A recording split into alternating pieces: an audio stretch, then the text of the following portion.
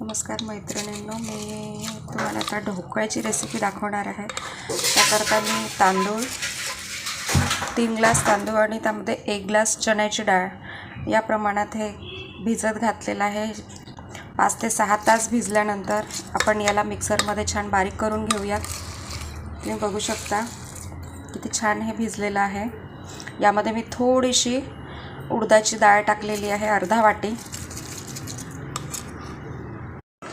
त्यानंतर एक छोटासा टेबलस्पून मी यामध्ये सोडा ॲड करणार आहे।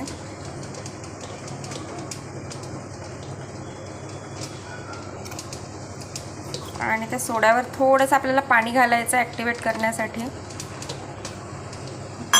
आणि सोडा टाकल्यानंतर ते मिश्रण छान फेटायचं आहे आपल्याला। ते एका साईडनीच आपल्याला फेटायचं आहे।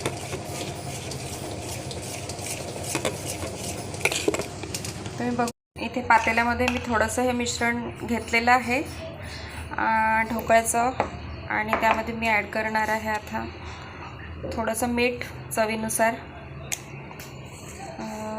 त्यानंतर मिरची सांबारची पेस्ट केलेली आहे आणि जिरं ते मी यात घालणार आहे।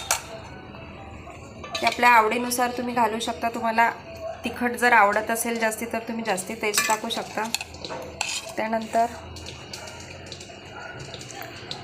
थोडीशी हळद मी यात ढोकळ्याचं मिश्रण जे मी डाळ तांदूळ बारीक केलेलं आहे ते मिश्रण इथे आहे।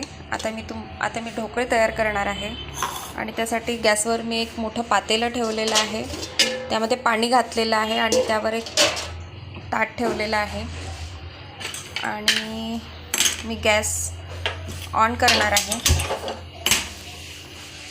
तोपर्यंत ही जे ठेवलेलं ताट आहे गरम येईल, त्याला मी तेल लावलेलं आहे, तुम्ही बघू शकता। आणि त्यानंतर हे जे मिश्रण आहे का चेक करून बघूया। आपलं अगदी तयार आहे, तुम्ही बघू शकता। हा व्यवस्थित शिजलेला आहे। याला जर चिपकला नाही तर तुम्ही समजू शकता की हा शिजलेला आहे व्यवस्थित। तर याला आपण काढून घेऊया।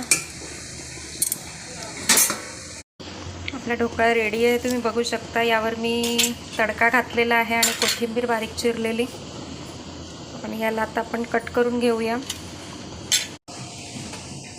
आपले खमंग असे ढोकळे तयार आहे मैत्रिणींनो, तुम्ही बघू शकता किती छान ग्रीन चटणी डाळीची चटणी बनवलेली आहे। आणि हे ढोकळे तुम्ही बघू शकता किती छान सॉफ्ट ढोकळे तयार झालेले आहे।